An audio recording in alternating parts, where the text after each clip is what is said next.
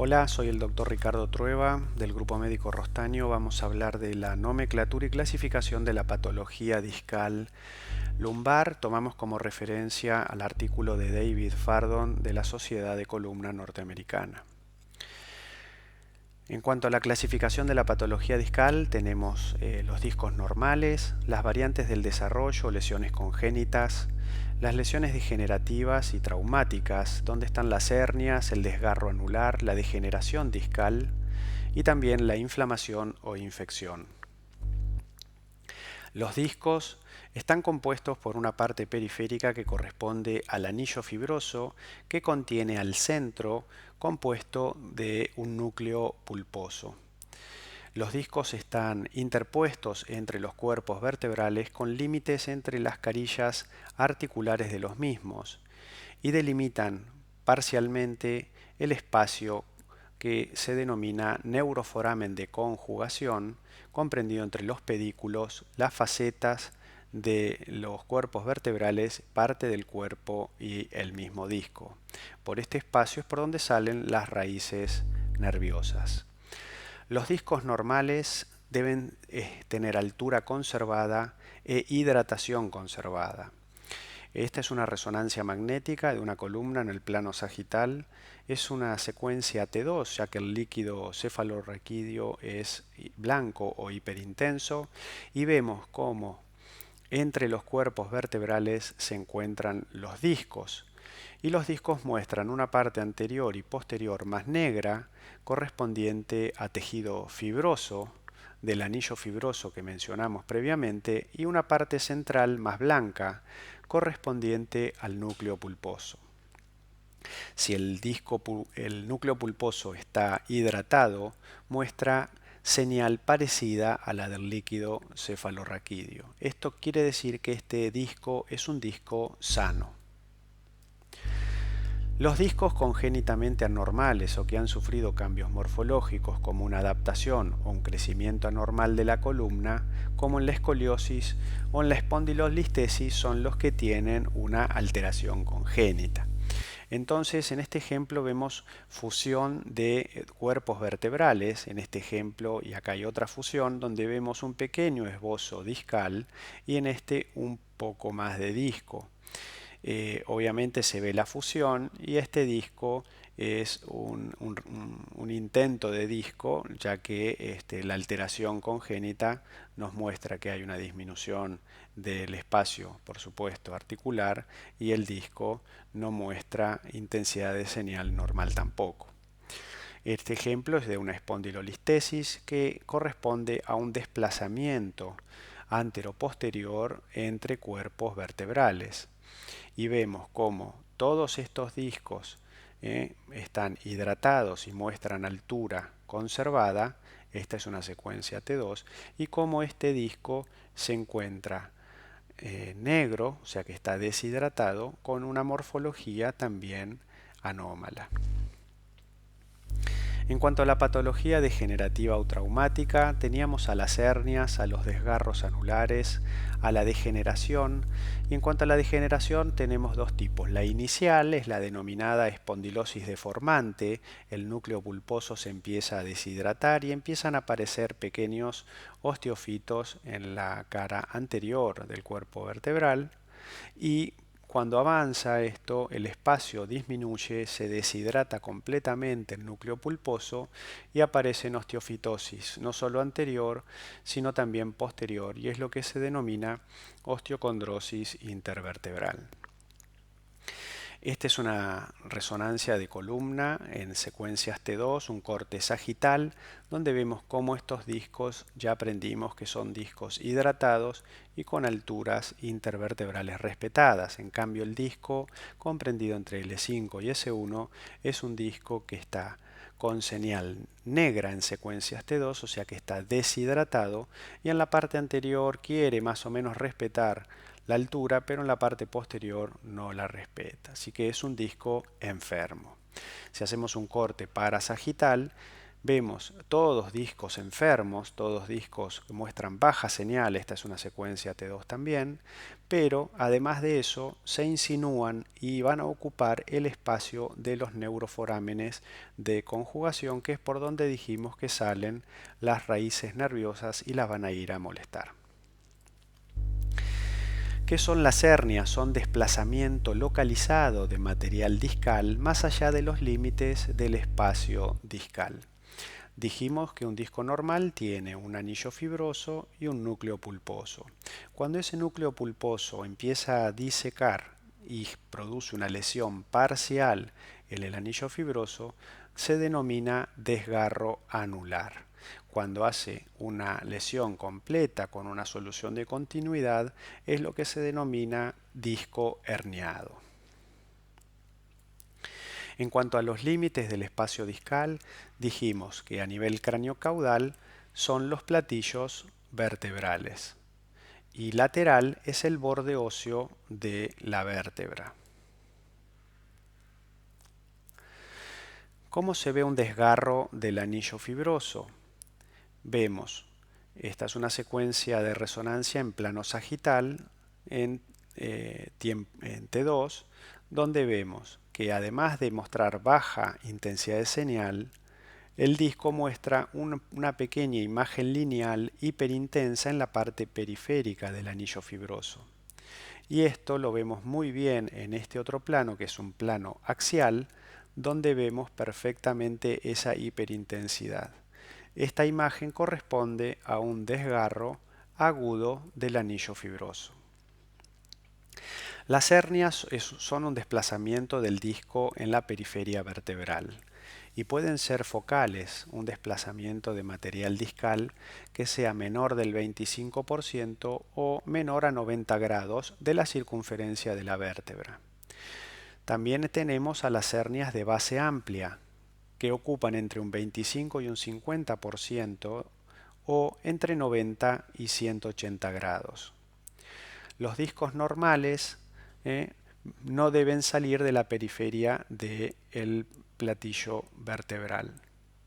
Y acá es como lo representamos en 4 sectores con porcentaje o con ángulo. Dijimos que la herniación focal no debe superar el 25% o 90 grados. En cambio, una herniación de base amplia está entre 25 y 50 o entre 90 y 180 grados. Abombamiento discal o bulging es presencia de tejido circunferencial entre 50 y 100% o más de 180 grados con menos de 3 milímetros del límite vertebral. No se lo considera una hernia por definición, como tampoco a las alteraciones adaptativas secundarias a deformidades adyacentes como en la escoliosis o en la espondilolistesis. En este ejemplo, es una secuencia T2 en un plano sagital, vemos un disco normal con su anillo fibroso y su núcleo pulposo hidratado hiperintenso en secuencias T2, parecida a la señal al líquido cefalorraquídeo. El disco de abajo muestra menor espacio, menor altura y además muestra cambios en la intensidad de señal. No es hiperintenso, sino que es más gris. No solo eso, sino que protruye en sentido posterior y parcialmente también en sentido anterior. En cambio, este disco no pasa por delante de la línea generada entre los cuerpos vertebrales. En este otro ejemplo también es un disco enfermo, no pasa en el sentido anterior, por lo tanto no es un abombamiento discal y sí hace una herniación focal posterior. Dijimos entonces que el abombamiento o bulging discal no debe superar en 3 milímetros y puede ser simétrico, cuando ocupa toda la circunferencia, o puede ser asimétrico, muy frecuente visto en las escoliosis. Según la forma del desplazamiento localizado, podemos tener dos hernias, la protrusión y la extrusión discal. Y ahora vemos las diferencias. En la protrusión, la distancia antero-posterior del material discal es menor que la distancia de la base del mismo en el mismo plano. Entonces, en el plano axial, que es como lo estamos viendo, la distancia antero-posterior es menor que la distancia de la base del mismo. Y en el plano sagital, el espesor de la protrusión no va a exceder el espacio del platillo vertebral. Se encuentra contenido dentro de ese espacio. Esto es una protrusión. En cambio, la extrusión, la distancia antero-posterior del material discal, es mayor que la distancia en la base del mismo en el mismo plano. Y en el plano sagital excede el espacio entre el disco intervertebral. Entonces, primero vemos que la protrusión está contenida en este límite de los platillos vertebrales y que no excede para arriba ni hacia abajo. En cambio, en la extrusión sí lo excede. Hay subtipos de extrusión que corresponden a la migración del material discal y puede ser descendente o también puede ser ascendente. Separan al ligamento vertebral común y desciende el material. Si hay una solución de continuidad, correspondería a lo denominado un secuestro discal. En cuanto al volumen, si ocupa menos de un tercio del canal es leve, entre un tercio y 2/3 es moderado y más de 2/3 es severo. En cuanto a la localización, esto es una tomografía en un plano axial, vemos que la localización puede ser central, puede ser subarticular, puede ser foraminal cuando ocupa el espacio foraminal, puede ser lateral o extraforaminal y el espacio anterior. En cuanto a la localización en el plano sagital, puede ser a nivel del disco, a nivel infrapedicular, a nivel del pedículo o a nivel suprapedicular. Cuando los cambios degenerativos del disco pasan a los cuerpos vertebrales, existe una clasificación en T1 y T2 que se denomina MODIC. En el MODIC 1 vamos a tener señal de edema. Entonces en T1 lo vamos a ver hipointenso y en T2 hiperintenso. Este estadio de degeneración se denomina MODIC 1. En el estadio MODIC 2 vemos que muestra hiperintensidad en T1 e hiperintensidad en secuencias T2. Y en el estadio 3 muestra baja señal en T1 y baja señal en T2. Vemos un ejemplo en un disco L4-L5 en una secuencia T1 en plano sagital, como este disco está enfermo, muestra hipointensidad de señal en secuencia T2 y el espacio está disminuido. En T2 muestra hiperintensidad de señal y en T1 muestra hipointensidad de señal. Correspondería a un MODIC 1.